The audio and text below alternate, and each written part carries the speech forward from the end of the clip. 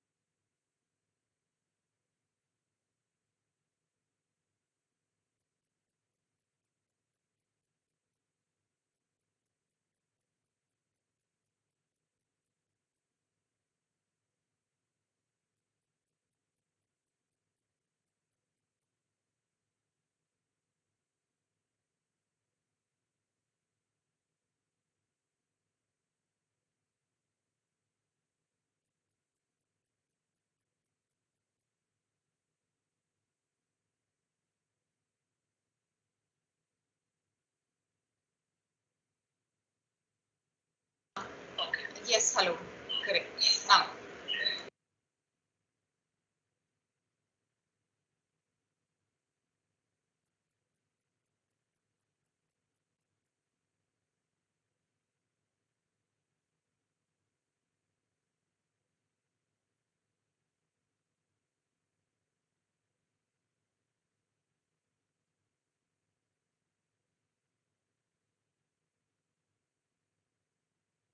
Okay, so once again, warm welcome to all of you for today's webinar on rice fortification under nutritional importance and regulatory.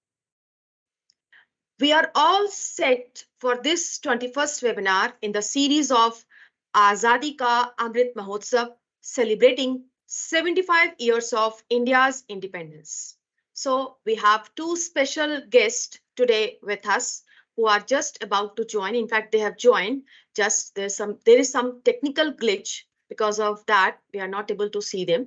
So in a few moments, they are live and we will start our technical session on rice fortification, nutritional importance, and regulatory framework.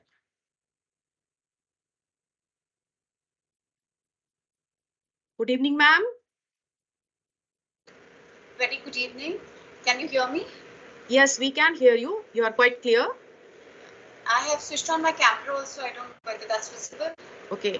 So, ma'am, I would just ask a couple of minutes for the introduction of FICSI. So after that, we can start our technical session. Sure. Maybe. Okay. Can you see the presentation just before you begin? I can see your presentation. All right. It is all there, all set. So we are all set for the session. The technical glitch is over and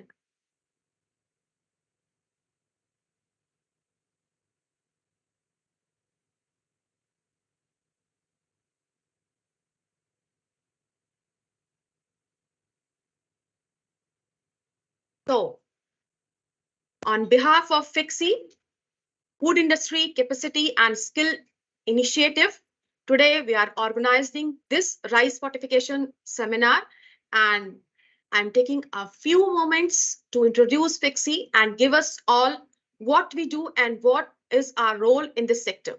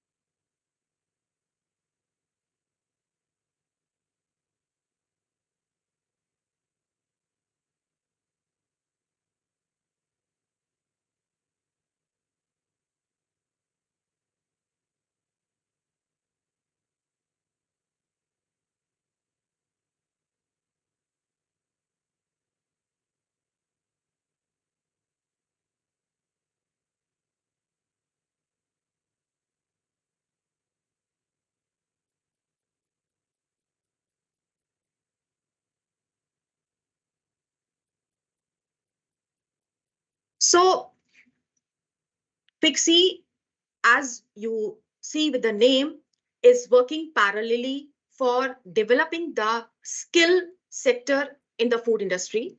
At the same time, we also work for food safety. So reaching onwards, the Food Sector Skill Council was incorporated in 2013 as an autonomous not-for-profit societies under the aegis of Ministry of Skill Development and Entrepreneurship, and its line ministry, Ministry of Food Processing Industries, MOFPE. FICSI is also an awarding body approved by National Council for Vocational Education and Training. And to fit into our role to work smoothly, we have on board in our governing body numerous industrial partners like Nestle, Britannia, ITC, Wakefield, Adani Wilmar, Hindustan, Unilever, Haldiram, and many more. So we work along with them, taking their industrial skills, taking their industrial knowledge, taking their industrial expertise, and move onwards. FICSI has the following roles with the main functions as Identification of skill gap in the food processing sector. Based on the skill gap identification, we develop the different standards and qualifications in the National Skill Qualification Framework. Under that, we also maintain the standards for the training center, which are affiliated and accredited, and they conduct examinations and give the certifications for the skilled candidates. Apart from them, all our trainers and all our assessors, they are also trained by us. So in all, it's a complete circle completed by trainers, assessors, and the skill owners. So they all are in the same framework. Apart from that, we are regularly in the field of developing QPs and under the National Occupational Standards. So these National Occupational Standards bring about together the performance criteria, knowledge, and skills pertaining to a job role, which is a set of specific job role known as qualification pack. Each national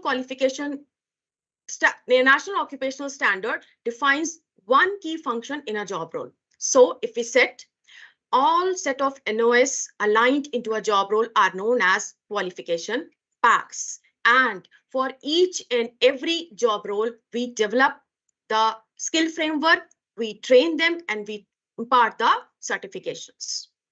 Apart from this, we also give them the access to our job portals under the career fair program. Our role defines much more beyond this, like we conduct research in the processing sector to develop the skill base, design the different sectors and the competency standards.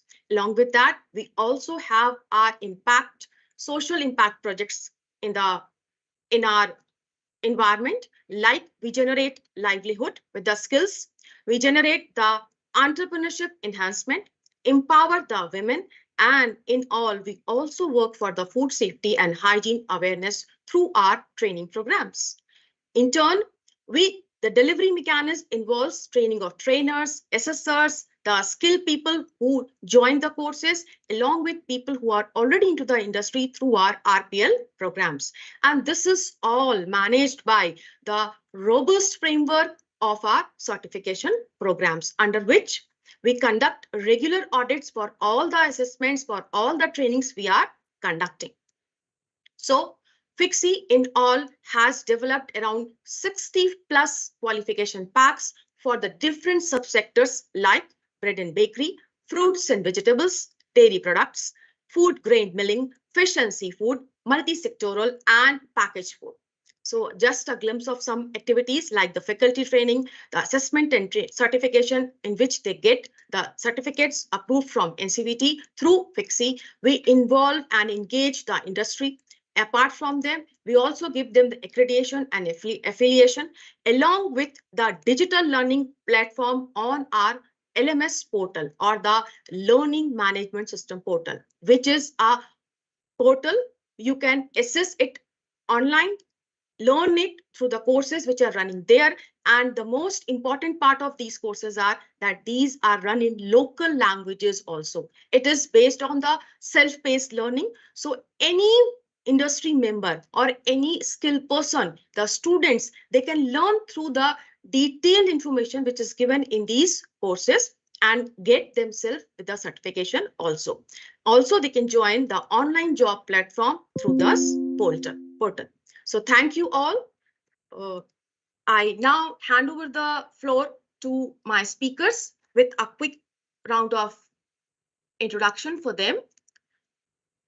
So we have our first speaker.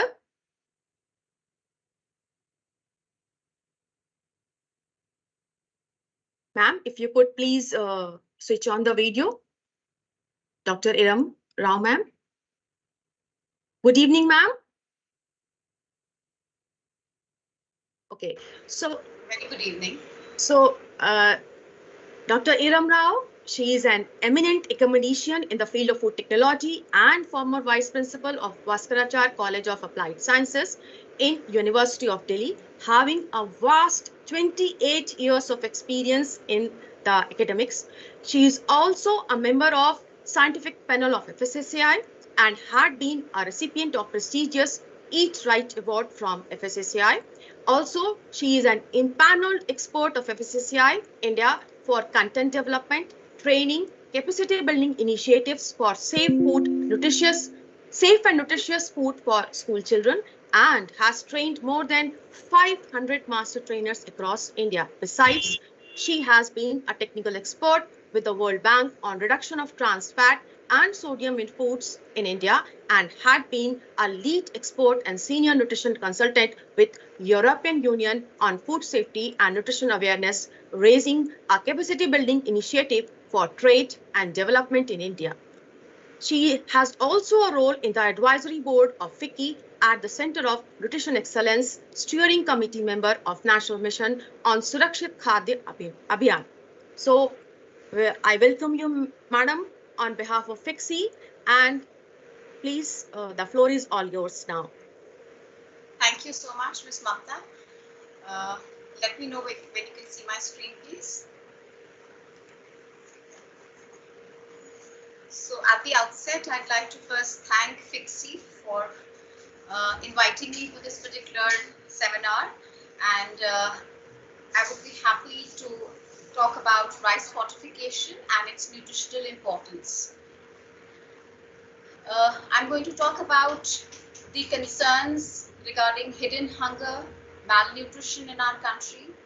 I'll touch upon the micronutrient deficiencies. Why are we talking about fortification, and why only fortification? We need to also understand that how fortification can address these particular gaps. And I would also give reference of some scientific studies which have been done globally to see the cause and effect relationship of consuming fortified rice, and also what should be the way forward. So if you just look at some of the facts and figures regarding triple burden of malnutrition in our country, we find there's one kind sorry of... to intervene, ma'am. Yes. Yes, we please. can't see your slides. Yeah, that's what I asked you first, that if you can see my slides. But I think once I had shared, so it would have been like... Okay, because I had already...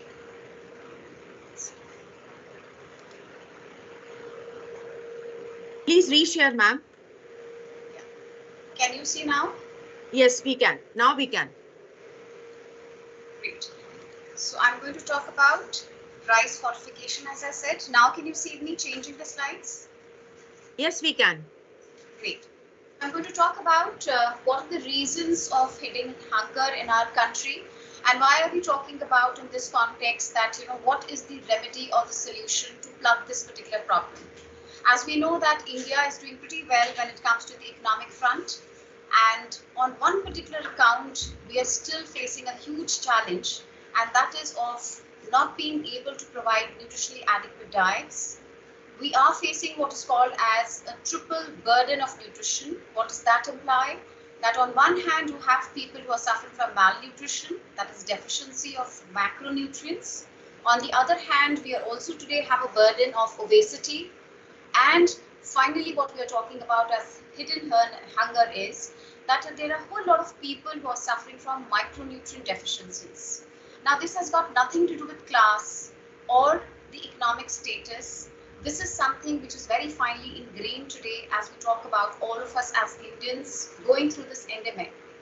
If you see this particular, the table, you can see that we have problem related to vitamin D deficiency. More than 60% of the Indians are suffering from them. When I say Indians, it would imply children between the ages of 0 to 5 years, adolescents, adults more than 18 years of age, including pregnant and lactating women. Iron deficiency anemia is a huge cause of concern, and after so many years of independence also today we've not been able to combat that. Though India being a land of tropical region where we have no dearth of sources which are rich in iron, particularly plant foods. Of course, animal foods are also a good source, but we have to understand that why they are still deficient. B12 deficiency again has become a huge cause of concern, not for the adults, but also for the kids. Folic acid deficiency also, we find that more than 35% of the people are afflicted. Vitamin A deficiency still is a cause of concern, particularly night blindness in children of vulnerable age groups, that is 0 to 5 years of age. Iodine deficiency is a classic example which has only reduced over the years. And one of the reasons which have been brought forward is that we have had universal fortification of salt, where everybody, whether it is the human beings or the animals, are fed iodine. So if you can see that particular change through one particular vehicle, then there is some chance that we'll be able to overcome these micronutrient deficiencies in the time to come. The reason, as I pointed out, is that we lack consuming dietary diverse diets. We do not have enough nutritious food, and that is why we are afflicted by these micronutrient deficiencies. The latest National Family Health Survey of the fifth one, they have pointed out that the prevalence of anemia across the sections of our society, barring any age or gender, we find that they are all suffering from anemia. Kids from 0 to 5 years, nearly 70%. Women, almost 60%. And this has also not left behind men between the productive ages of 15 to 50 years, of 25% being suffering from anemia. So as I pointed out, that we are taking diet which is probably focused more on carbohydrates and less on sources which will give you micronutrients, which is fruits, vegetables, variety of cereals, coarse cereals, millets, and a lot of non-vegetarian food, which of course is also very expensive, and we are largely vegetarian population. So what is the problem if you don't have micronutrients? These are the health implications which have been pointed out. Iron particularly is required for what we call it as the formation of the red blood cells. So what is their function? They actually carry oxygen to the various parts of the body, particularly important organs. So that's how you find that people who are anemic, they're panting for breath. Any physical activity or exercise which we do, that brings a lot of burden on them. Now this becomes even more significant when we are talking about we're talking about growing up children, we are talking about women who are pregnant, so they would eventually give also birth to children who would be having certain kind of congenital deformities, besides the fact they would be giving birth to children in the premature stages. Folic acid is an important component. Folic acid together with iron is very, very important, and this is required for the healthy nervous development. So your central nervous system really is the whole control of the physiological system of your body. And because of lack of this small nutrient, and remember these are required only in very small quantities, and that is why the word is micro. In micro quantities, these can actually turn the table. They can produce healthy beings. They can work in the physiology. They can help in the absorption of nutrients. Similarly, B12. Classically, B12 is only acquired from non-vegetarian food, and that is why there is more concern regarding the vegetarians to incorporate this through a supplementation, and this can actually put at bay a lot of problems. So B12 deficiency, as I pointed out earlier also, is also noticed today in the school-going children. This is also very essential for the formation of red blood cells and for the normal functioning of the nervous system. Vitamin A classically is a fat-soluble vitamin, but this also plays a very important role. This is called as an anti-infective vitamin. This boosts your immunity. It protects you from infection, and certainly it has a major role to play when it comes to your vision. B1, B2, B3. These are required for the metabolism of carbohydrates. These are generally water-soluble vitamins, have to be supplied in micro amounts on a daily basis. These cannot be conserved. These can't be stored by the body, and that is why it is important that as you increase your carbohydrate intake, your B complex vitamins have to be also accordingly increased. And there is a catch that we are consuming a carbohydrate-rich diet, but it is devoid of these B complex vitamins. And why is it devoid of it? Because we are consuming a lot of refined carbohydrates. The moment you refine the carbohydrate, the B complex, which typically in the staple foods is present on the cover or the brand, is lost, and that's how you suffer. B3 niacin has been indicated not just in the bodily health or the physiological development, but today this is also pointed out for something which is called as memory loss. So niacin is implicated today even in Alzheimer's. So it's very important that we are able to maintain these, and it is very easy to get niacin even if you just can have some amount of groundnuts.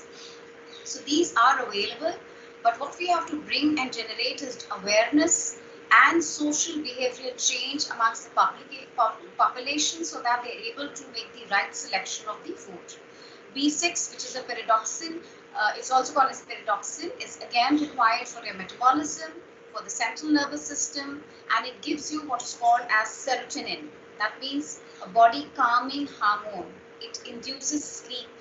It brings your brain to rest in a sense that it is going to help you to kind of relax, de-stress, and this is related to your mental health as well. Zinc is also a trace element. It's required in very small quantities, but it plays a very important role, be it for your bodily functions, muscles, bones, etc. And it is extremely important for the growth and the reproduction as well. So zinc also has to be incorporated in the diet, and that is why these micronutrients have to be really, the first line is through your diet, and that is the best way out. So let's understand what are my solutions. How do we kind of bail out our country? How do we plug this particular huge challenge which has been bothering us for the last 75 years? The surveys have been pointing out that Indians are not consuming enough of the dietary, enough of the food which is according to the recommended dietary allowances. So what is recommended dietary allowances? We are told to have, let's say, 2000 kilocalories, 60 or 50 grams of proteins, and micronutrients accordingly. So it seems that more than 70% of us are consuming less than 50% of the RDA, particularly not from the energy or the calorie perspective, but when it comes to proteins, we are a protein deficient nation. When it comes to micronutrients, we are lagging way behind, and that is what we are here today for. So why fortify? Yes, as I've said, that the first line is through dietary diversification, consuming a balanced diet, eating all the foods which are available this season in a balanced form and in moderation is the way out.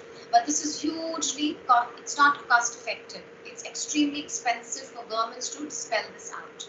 So that is why WHO has recommended that this is one of the easiest ways to nourish the population and to make sure that this becomes, this takes care of this huge public health problem which we are facing.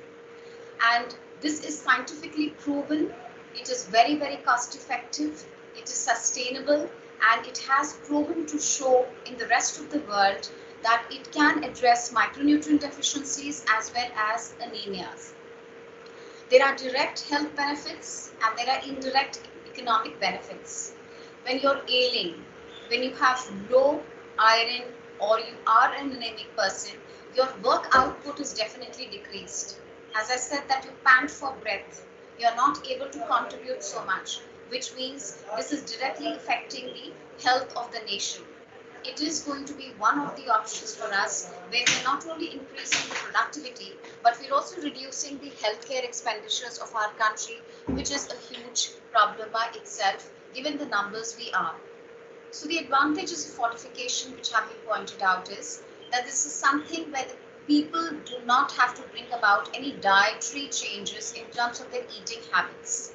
This is something, this is not going to affect the taste, the organoleptic properties, the texture, color, flavor, but this is going to work miraculously. This is one of the safest, fastest working technologies through fortification, which can bring about changes in large segments of the population in a shortest possible span of time.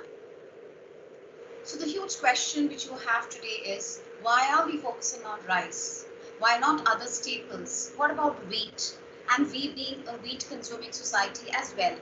What we need to understand is that according to the National Sample Survey, it has been very clearly pointed out that 65% of the Indian population consumes rice as a staple. The breakup seems to be that the rural Indians consume more rice per month as compared to wheat. That is about 6 kg of rice per month, whereas when it comes to wheat, it is only about 4.5 kg approximately. When it comes to urban Indians, compared to wheat, again they are consuming more rice. It's about 4.5 kg of rice per month as compared to wheat, which is only 4 kg. So that means the masses are consuming rice. Rice can be selected as a suitable vehicle for fortification because the intake of rice is more. Now let's also figure out that what kind of rice are we consuming. You know that rice is grown in the farm in the form of paddy. This is not something which can be eaten directly. It needs primary processing. That means you would have to then bring it in a form which can be easily cooked and consumed. So this particular process is called as milling. And after milling, what is conventionally done is you also polish the rice. The good part is that rice by nature itself is a good source of your B complex vitamins, which we just spoke about. That means vitamin B like thiamine, riboflavin, etc. But the moment you put it to the milling process, what happens is that it actually destroys these B complex vitamins. Nearly 60 to 65% of thiamine and 40 to 45% of riboflavin, both are water-soluble vitamins. They are removed within 30 seconds of milling. And as you extend the cycle of milling, as you can see on the screen, that from 30 seconds, the moment you move to 1 minute, the losses double up. Similarly, minerals are also affected adversely. So during this process, we find that magnesium, iron, zinc, manganese, copper, etc. are also adversely affected in the sense they are lost. Calcium, selenium are lost to a lesser extent. And now when this milled rice is so-called polished, so what you see in the market is that white, pearly white color rice which is polished also. So that further removes about 75 to 90% of these essential B complex vitamins, and the bran which is covering the grain, that holds very closely not just these B complex vitamins but also vitamin E.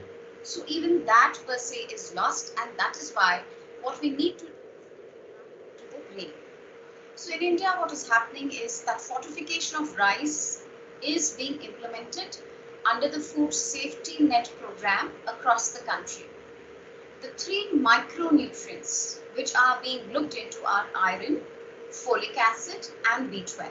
Remember, iron and folic acid has to go hand in hand. If you only give iron, there are studies which point out that the decline in the IDA, that is iron deficiency anemia, is only marginally reduced. If you do not give folic acid, you suffer from what is called as megaloblastic anemia, and as we talked about, that it also leads to certain kind of congenital deformities if the pregnant woman lacks a diet which does not contain iron and folic acid together. And similarly, we've spoken about B12, that how B12 is essential. We are largely a vegetarian population and we need to have enough amount of B12 to combat a lot of important deficiency diseases. The target is about 800 million people, which would include children of the vulnerable age groups, women, through this particular social safety network, and the target is by 2024. So in rice fortification, this is a two-step process which will involve producing fortified rice kernels through an extrusion technology. These rice kernels would then be blended in the ratio which can vary depending on the place or how much do you want to fortify, from 0.5 to 2%. So this is the journey of fortification of rice in India.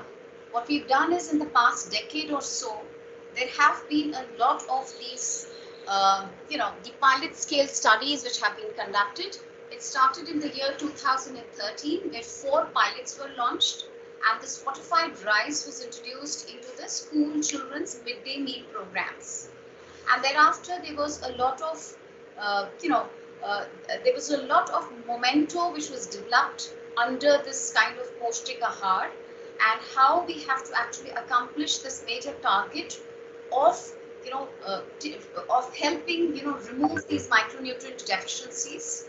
So there was national consultation, Food Safety Authority of India passed an act in 2018 when there was a gazette notification talking about fortification. And thereafter, there was another pilot which was launched under the Prime Minister's constituency. And thereafter, the fortified rice has been distributed through the integrated child development schemes in school lunch programs, etc., across the country. And today we are at a stage where we have become actually self-sufficient in fortified kernel production. A lot of hand-holding has been done to the processors where this technology has been taught to them, hand-holding has been done.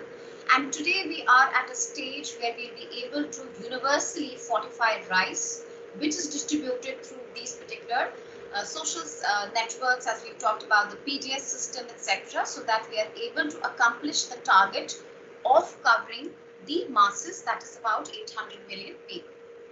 So the status, as I've just pointed out over here, is through the public distribution system, through the PM Portion School Lunch Program, through the ICDS schemes. The target group is going to be school children from 6 to 14 years. This will cover nearly 118 million school children, pregnant lactating women, including children also from 3 to 6 years of age. So essentially speaking, if you look at that from 6 months to about 14 years and including pregnant and lactating women, the entire mass has been covered in this.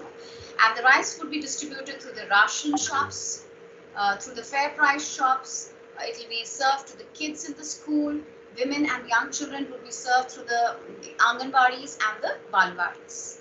Some of the case studies which have spoken about and which have actually strengthened our database on the effectiveness of fortification, not just what we've done in our country in the past decade, but also across the world. I would just want to throw some light on that there are some robust papers which have been published and have been reported in scientific communication in journals, and they have said that about if you are giving a staple fortified cereal, you would find a decrease of 2.4% every year. So within 3 years, you can multiply 2.4 by 3, that how much of reduction is going to take place, where our figures itself are beginning from 57% or so. When it comes to iron, we've understood that when you are anemic, there is reduction in your productivity, there is underdeveloped mental capabilities of the young children, maternal deaths are high, preterm births are also high, but the moment the impact of the iron takes place, the direct benefit is economic productivity, self-productivity, fully developed mental skills, improved maternal child health, and also decrease in the rates of maternal and premature births. According to WHO, I would like to quote that iron deficiency affects more people than any other condition, constituting a public health condition of epidemic proportions. What about folic acid? This is a serious cause of concern. Lack of folic acid can lead to what is called as neural tube defects, and this is going to avert large healthcare savings. And you can see the figures yourself that rest of the world, they've been able to actually save from 2.3 to really 600 million, beginning from Chile to US. This is what happens if you have less amount of folic acid or no folic acid, particularly in the diet of a pregnant woman, that the mother would give birth to a child with this particular genetic disorder, where the spinal cord is involved. This is called as neural tube defects. So in the rest of the world, can you see that reduction in the NTDs has been in the range of literally from -31, or I'm sorry, -26 to about 60% in Saudi Arabia. And more than 51 countries have come together to mandate it in their act that staples have to be fortified, particularly with folic acid and iron. A case study of Nutri-Rice, which was conducted in India, I would want to point out over here that here microencapsulation technology was utilized, where these rice kernels were actually prepared using extrusion technology and contained nutrients such as vitamin A, B1, B2, B12, folic acid, iron, niacin, etc. Kids of a school in Bangalore were fed. They were divided into 3 groups. The first group got the fortified rice, one got fortified rice which is higher in iron, and the other one got a control which is not fortified.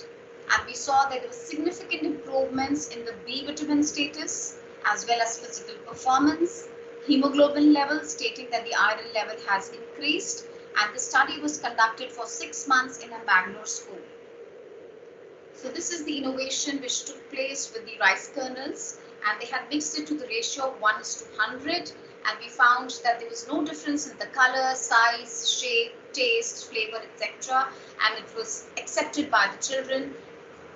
So what is the future challenge of food fortification? I think the first block is about us not accepting it, or having doubts in our mind whether it is safe or not. So remember, when the nutrient calculation for fortification is conducted, there are rigorous studies which are conducted and safety aspects are put into place. Supposing my B complex values are fine, what happens if I have a fortified rice which has B complex because I'm a well-nourished person? Nothing is going to go wrong, because remember, B complex vitamins are never stored in the body. They are going to be thrown out of the body. So any excess will be released out of the body, right? In case of iron also, there is no complication at all, and similarly with folic acid and B12 as well, because anything which is water soluble will not be stored in the body and it's going to be shunted out. Long-term, short-term toxicity, chronic toxicity, acute toxicity studies are done, and also pilot scales are conducted. So we need to do what is talk about it to the community, generate awareness about it, talk about the benefits of consuming fortified foods, not just rice fortified, but we have an array of foods which are available today in the market, and we all need to boost up our micronutrient levels. I've told you in the first slide itself that it is running across communities, across class status, across economic status. Everybody today is suffering from some micronutrient deficiency or the other. We need to have this as a collaborative effect. The PPP model works beautifully here. Private, government, as well as the international agencies have to make a commitment for investing in food fortification, and that is how we're going to remove this hunger from communities, not just from our country, but across the globe. And also make sure that such food is easily available. Availability is also one of the things which have to be looked into, that it actually reaches those who need the most. So with that, thank you very much. And if there are any questions, I'll be happy to take them.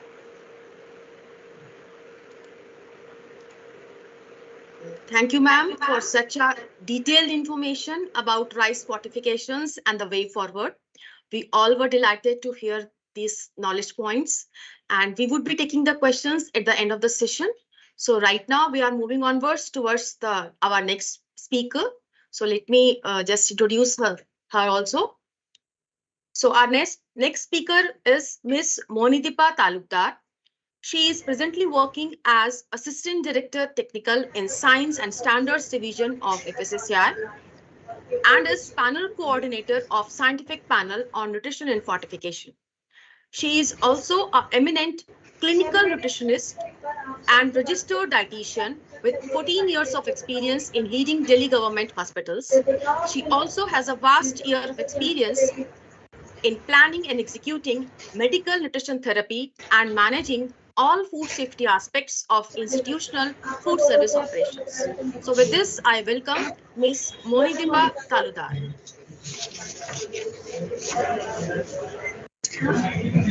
Thank you, Mamta, for such a decent introduction of mine. Can you hear me? Can Yes, the audience hear me? All yes, right. Yes, we can hear you. Can't see you though. I have turned on my camera as well. Mamta, can you see where is the technical glitch? No, we can't see you. We can't see you, Monideepa. From my behind, the camera is on and the mic is on as well. So let me check. Somehow we can't see you.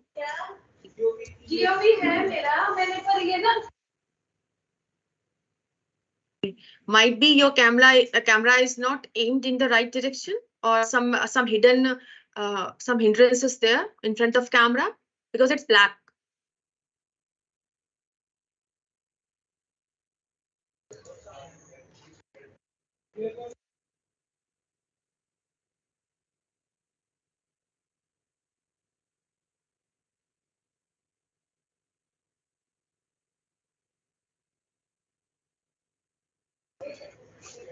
I'm trying, Mamta. Just give me a few seconds. Okay, sure.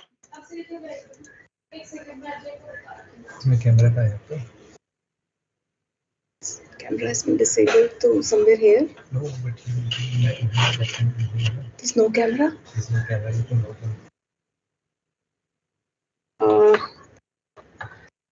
Mamta, I'm really sorry. Yeah, the Sorry. camera is. Okay, ma'am. So what we can do, we can initiate with Yeah. the PPT. Okay. Yes, so, please. Because time is Yeah. running out, so let me just Yeah, share this is your a PPT. Yeah, right.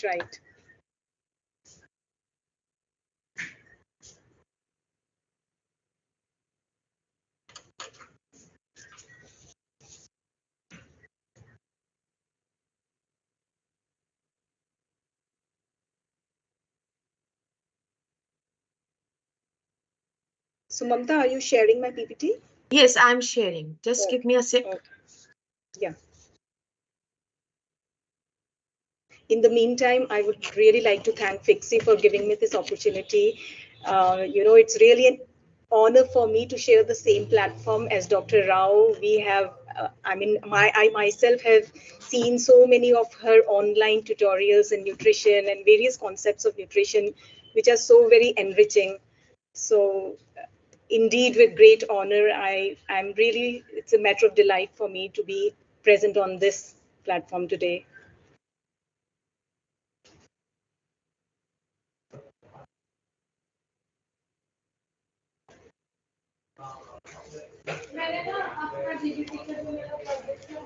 Just a minute, ma'am. Somehow it's taking a time. Okay.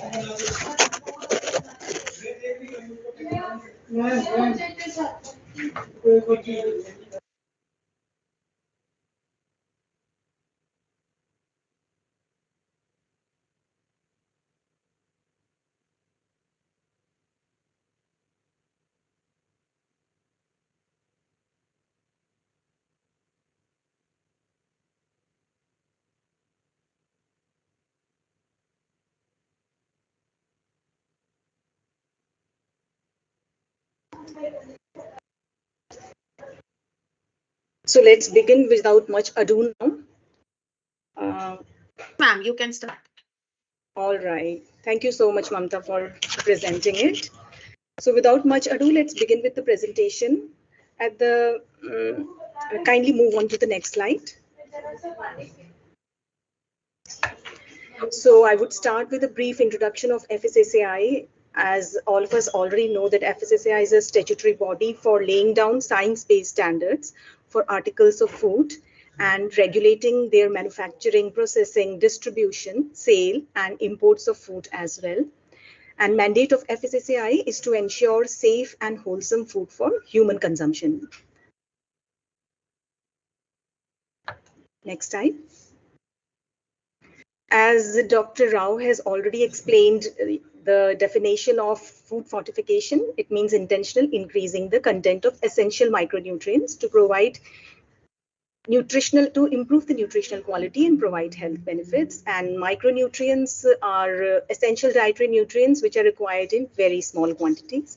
And for fortification purposes, usually minerals, vitamins, and trace elements are added. And fortificant is the micronutrient which is added to the commodity for fortifying it. Next slide, please. A brief introduction of RDA I would like to give here because the levels of fortification in the regulations are based on RDAs itself. So RDAs are recommended dietary allowances, which are the levels of intake of essential nutrients that are sufficient to meet the nutrient requirements of nearly 97 to 98% of healthy individuals in a particular life stage, like being adult or pregnant or lactation or child age group and gender group as well. So the levels of fortification for iron, folic acid, and vitamin B12 in the regulations are currently as per 2010 RDA. And they are soon going to get revised as per 2020 RDAs. And the RDA at present is 17 milligram for iron per day. Folic acid has been kept at 200 micrograms per day and vitamin B12 for 1 microgram per day. These are the levels of RDAs, not the fortificants. And here it is very pertinent to mention about bioavailability as well, because bioavailability refers to absorption of the nutrient by the body and its bioresponse. And bioavailability of nutrients depend upon various factors. Some are inhibitors and some are facilitators. Next slide, please. This is a small table for the RDA 2010. It has mentioned for men, women, pregnant, lactating children, and various age groups and the level of nutrient required for various age groups. We can move on to the next slide. Dr. Rao has already explained how prevalent anemia is in our population according to NFH's 5 data conducted in 2019 to 21. Greater than 60% of the total children under 5 are anemic.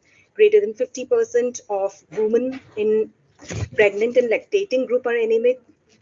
And even in the non-pregnant lactating group, non-pregnant women 15 to 49 years, the percentage is greater than 50%. So let's move on to the next slide. So regulations on food fortification, as mentioned in the food fortification regulations of FSSAI, these are the basic features of the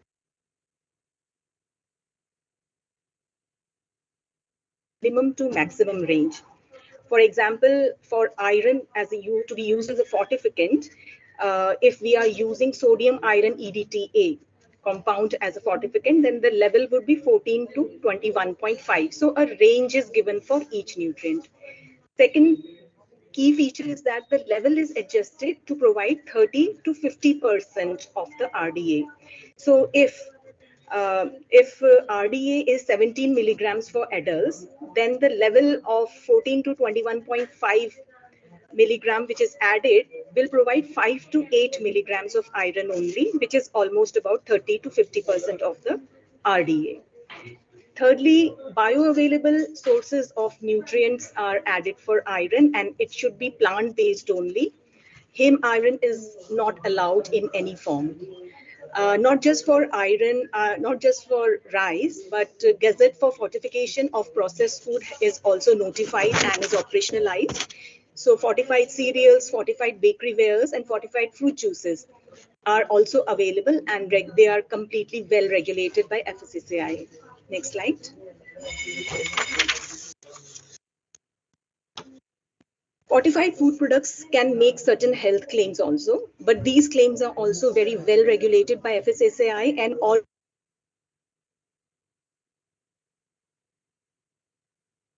fortified with iron. So the claim of iron fights anemia can be labeled on it. And if it's vitamin D fortified, so claim saying that it supports iron, strong bones can be labeled on it. So various health claims are already specified by FSSAI, and the food business manufacturer can claim these health claims on their FOPNL nutrition labeling packages. Next, please. This slide is talking about how much rice is consumed across the globe, and Dr. Rao has also mentioned that greater than 65% of population in India is consuming rice, and that is why rice has been selected as a suitable vehicle for food fortification, because it turns out to be very economic way of providing the gap of micronutrient deficiencies. Next slide. So this slide is showing how food fortification regulation came into existence. So FSSAI had received representations from various ministries like DOFPD, Department of Food and Public Distribution, Ministry of Women and Child Development, Ministry of Health and Family Welfare, to formulate a comprehensive regulation on food fortification. So in 2016, FSSAI formulated and operationalized draft fortification regulations. In 2019, these regulations came into force and comprises of voluntary standards for salt, oil, maida, atta, rice, processed cereal products, breakfast cereals, pasta, noodles, etc. covered in this, juices, and bakery wares like bread, biscuits, etc.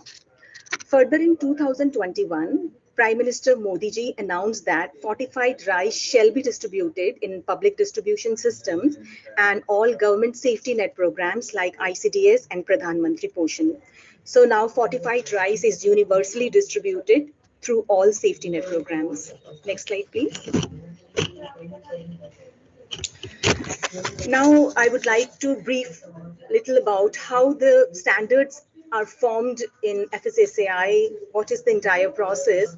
So we have scientific panels on various commodities in FSSAI, which are primarily responsible for forming standards, re-evaluating them, revising them, bringing out amendments in them. Similarly, a scientific panel on nutrition and fortification also exists in FSSAI. So we have a dedicated scientific panel which very comprehensively identifies and defines strategies to address the nutritional gaps in general population on the basis of national family health surveys and scientific evidences. I would like to share a case here. For example, recently a representation was received from Indian Society of Pediatric Neurosurgery to issue guidelines for folate fortification of common salt with a mega dose of 4,000 micrograms a day. So as to prevent the, as ma'am Eram madam said, neural tube defect among women of childbearing age. So such presentations are usually discussed in great details, in length and breadth in scientific panel meetings. And in this case also, it was deliberated at length and it was concluded by the panel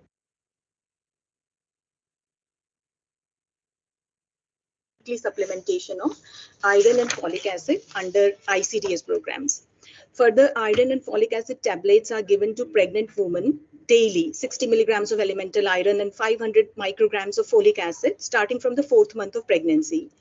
So panel, after detailed deliberation, was of the view that fortification is aimed for mass population and dosage of 4,000 micrograms of folic acid, which is about 10 times the RDA for adults and even for pregnant and lactating women. It is a mega dose, which is a therapeutic dose actually, and thus cannot be given under fortification program. Further, salt is not an appropriate vehicle for folic acid fortification, as WHO also recommends that salt intake should be less than 5 grams per day in adults for prevention of cardiovascular diseases. So this was just a case study which I shared with you so as to share how decisions are made in scientific panels. Scientific panels also draft general regulations and standards concerning nutritional aspects of all foods. It also prescribes safe fortification levels in accordance with RDA and tolerable upper limits of nutrients. For example, fortification for folic acid is in fortified rice is 75 to 125 micrograms per kg. Next slide, please. So what is the basis for setting standards of FSS Fortification of Food Regulations 2018? As I earlier mentioned, that through fortification, a person gets only 30 to 50% of the RDA. The rationale behind is that a person might be consuming 3 to 4 fortified products in a day, like he might be taking fortified rice along with fortified milk, double fortified salt, fortified oil. Then also, if it's consuming all the fortified products, then also there would be no risk of overdosage of any nutrients. And that is why the percentage is kept 30 to 50% of the RDA. And calculation of fortificant levels are based on the assumption that a person consumes 400 grams of rice per day, which is almost highest level of consumption for any person. And dosage of iron in fortified rice is decided keeping in view the bioavailability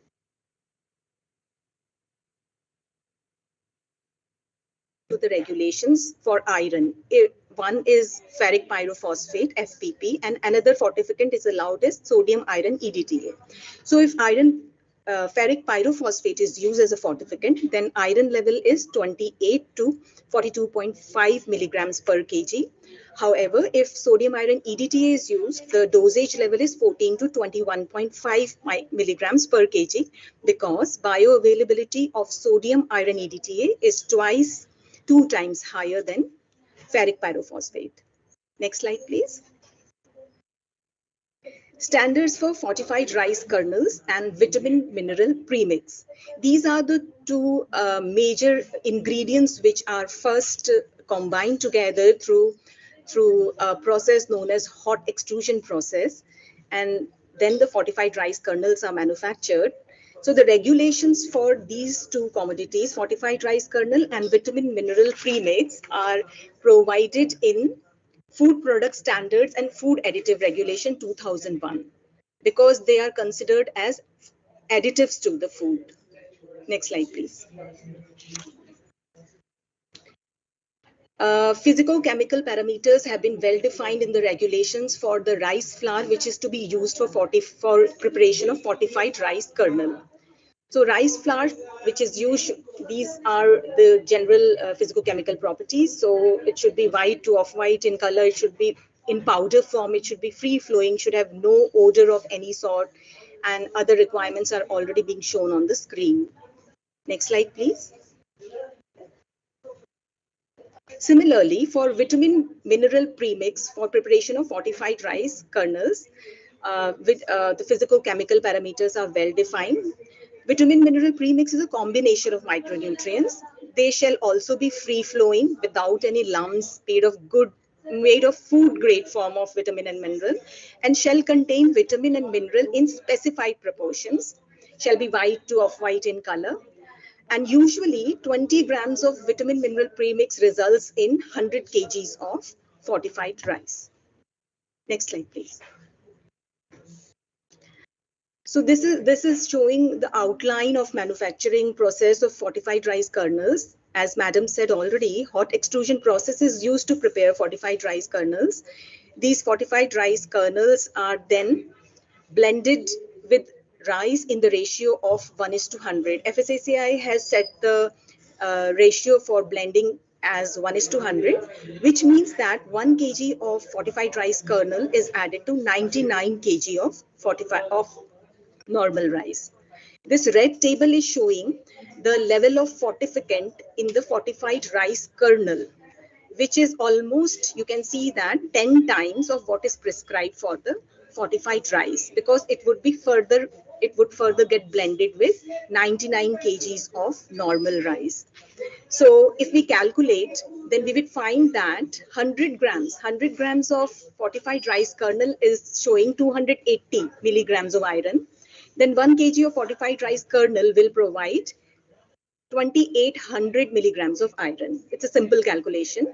Further, this 1 kg of fortified rice kernel is added to 99 kg of rice, which becomes 100 kgs of fortified rice, providing 2800 milligrams of iron, which finally would provide 28 milligram iron per kg of fortified rice. So this is basic calculation. Just wanted to explain it. Next slide, please. Now, these are the standards, parameters which has been set in the FSS Fortification of Food regulations, that iron in the form of ferric pyrophosphate should be 28 to 42.5 milligrams, or if sodium iron EDTA is used, then it is 14 milligram to 21.5 milligram. Folic acid should be in the level of 75 micrograms to 125 micrograms per kg of fortified rice, and vitamin B12 is 0.75 micrograms to 1.25 micrograms. Next slide, please. This slide is again showing the blending process of 1 kg of fortified rice kernels with 99 kg of normal rice, making a total of 100 kgs of fortified rice and providing the level of nutrients as mentioned in the regulations. And further, it is being showed that if 400 grams per day is consumed by one person, then it would provide them of 11.2 grams of iron, 5.6 grams if it is sodium iron EDTA, folic acid will be 30 to 50 micrograms, and vitamin B12 will be 0.3 to 0.5 micrograms per day. But if we put the bioavailability factors in them, they would finally, after bioabsorption, they would provide 30 to 50% of the RDAs. Next slide, please. This slide is again a detailed explanation of what I already explained. 1 kg of fortified rice kernels making 100 kgs of fortified rice and the blending therein. Next slide, please. All right. Fortification of food regulations also talk about packaging and labeling regulations. So according to the regulation, every package of fortified food shall carry the words fortified with the name of the fortificant used and the logo specified in the Schedule 2 of these regulations on its label. It may also carry a tagline, Sampoorn Poshan Swasth Jeevan, under the logo. Next slide, please. FSSAI also ensures the quality of the fortified rice which is being produced and distributed. So steps taken by FSSAI in this regard is that 40 FSSAI notified laboratories are capable of analyzing fortificants in fortified rice. State food laboratories are also encouraged to test fortificants in fortified rice and fortified rice kernels. Grants are provided to the state food testing laboratories also for procurement of equipments required for testing fortificants. Next slide, please. Yeah, various training programs are also conducted by FSSAI from time to time for the training of the laboratory personnel, and the sampling or the surveillance of the samples of fortified rice for analysis can be picked up either by Food Corporation of India or by food safety officers of FSSAI from anywhere of India, and can be sent for analysis in notified laboratories across the country. Next slide, please. So these are some basic data which of the surveillance which has been carried out recently by FSSAI. And for the purpose of surveillance, FSSAI has regarded FRK in the category of high risk category. But that does not mean that fortified rice kernel production has a risk in any sense. This fortified rice kernel has been kept in high risk category just for the purpose of inspection, so that pre-license inspection is done and has been made mandatory for the applicants of licenses of manufacturers who are seeking licenses for fortified rice kernels. Several commonly consumed foods like meat, milk, fish, they also fall under the same category of high risk categories just for the purpose of inspection based licensing. Next slide, please. These are the survey samples which has been picked from various regions of India, 23 from Chandigarh, 12 from Punjab. So entire country has been taken for the surveillance drive. A total of 107 samples were picked recently. This is the latest figures. Next slide, please. And these are showing the status of active licenses of pre-mix suppliers and FRK manufacturers of fortified rice. We have live data which is real-time updated. So any person, any food business manufacturer, FBO, FSO can have real-time data available. Next slide, please. This is also again showing active licenses under state license and standard state license and central license, which are endorsed and accepted. Next slide.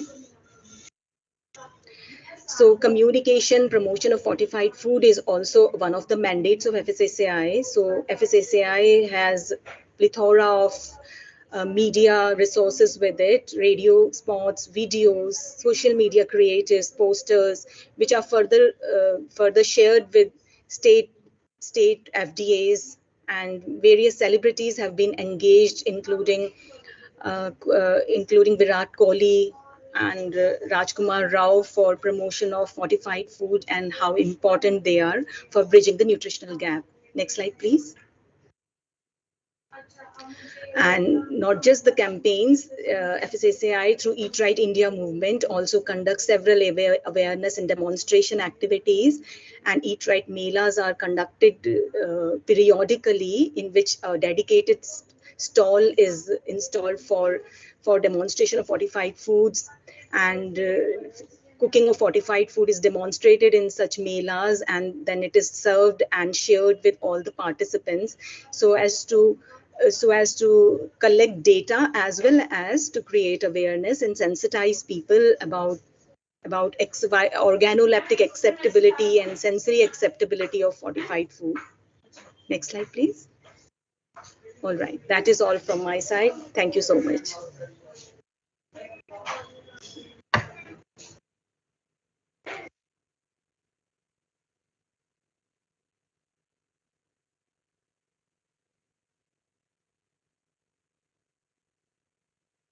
Thank you, Monideepa. It was a very nice and elaborative presentation regarding the requirements, the regulatory framework, and how the people should take on with fortification. So it was a very beneficial discussion today, and our chat window is now open for the questions. We would be taking some questions today.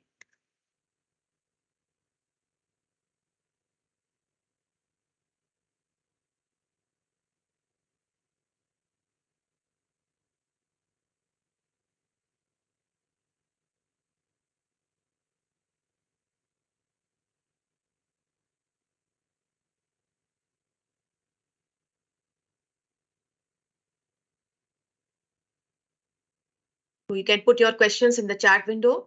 It is now active to take the benefit from our eminent speakers.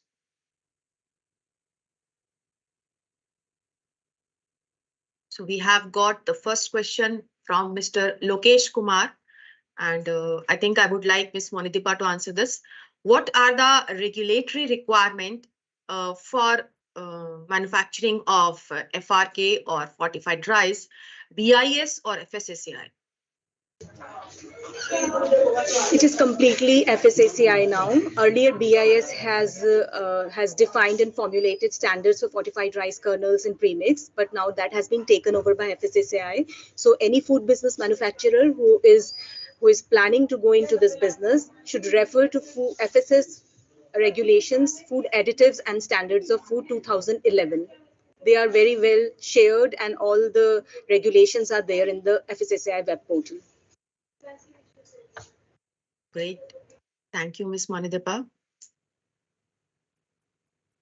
This whole webinar has been run on YouTube also, so you can reach out again on YouTube and see all the presentation and discussions done here.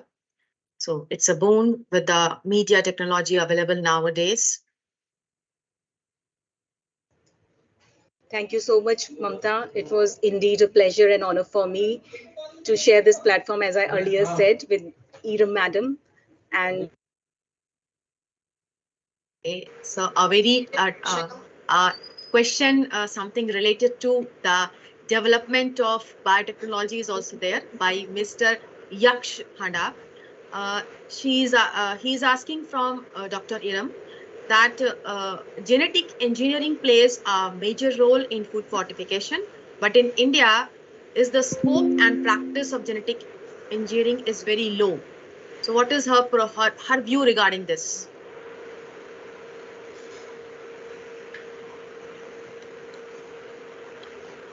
Eram ma'am?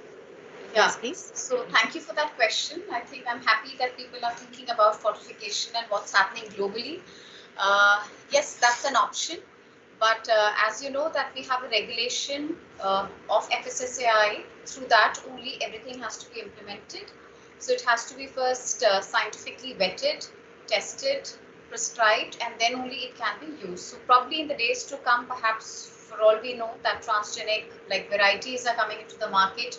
So biofortification, yes, is one of the important things. A lot of work is happening in the space of millets. So tomorrow you may not have to have an extrusion technology to add maybe iron to your cereal or your staple. We do have biofortified today bajra. We have, in the rest of the world, you have things like corn, rice, etc. So for all we know that in the days to come that we have robust technology which can be also adopted and put to use for these staples as well. Okay. There's one more question by Ms. Disha Kumawat. She is asking that in the milling process, only 30% nutrients are lost. So is there any way to reduce this loss? And can we consume rice with less milling percentage?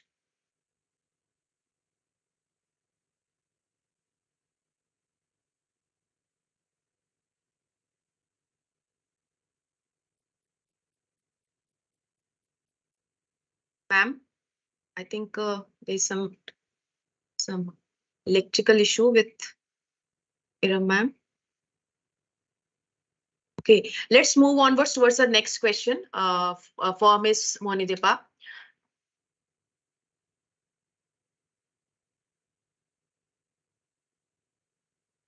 What is approximately the cost of 100 kg rice fortification? The question is asked by Mr. Deepak Sharma. All right, 100 kgs has to be extrapolated. I can tell him that per kg of fortified rice cost about 75 paisa per kg, according to the DOFPD data. So it is a really cost-effective method, and that is why government is pressing upon it. It is really that cost-effective, 75 paisa per kg.